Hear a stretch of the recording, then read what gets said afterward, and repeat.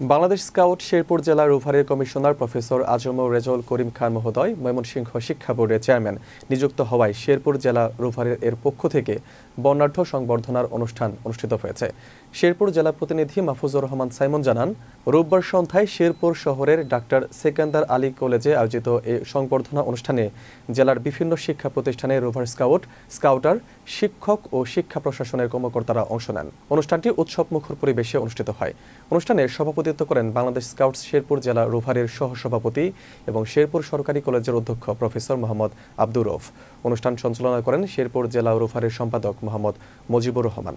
অনুষ্ঠানে চেয়ারম্যানের সফরসঙ্গী হিসেবে উপস্থিত ছিলেন মাধ্যমিক ও উচ্চ মাধ্যমিক শিক্ষা বোর্ড ময়মনসিংহ এর ডেপুটি কন্ট্রোলার সিরাজুল ইসলাম মিন্টু এবং বোর্ডের সচিব প্রফেসর এনামুল হক। এছাড়াও উপস্থিত ছিলেন শেরপুর সরকারি কলেজের উপাধ্যক্ষ প্রফেসর মোহাম্মদ আকরাম হোসাইন, শিক্ষক পরিষদের সম্পাদক ও গণিত বিভাগের বিভাগীয় প্রধান মোহাম্মদ আজহারুল ইসলাম, শেরপুর জেলা রোভারের সহসভাপতি মোহাম্মদ শফিউল আলম চান, কোষাধ্যক্ষ মোহাম্মদ শামসুল আলম, মোহাম্মদ আনোয়ার হোসেন কাজল, সহকারী কমিশনার সারওয়ার জাহান সহ জেলা রোভারের নির্বাহী কমিটির সদস্যবৃন্দ, বিভিন্ন ইউনিটের RSL, রোভার স্কাউট ও স্কাউটরা।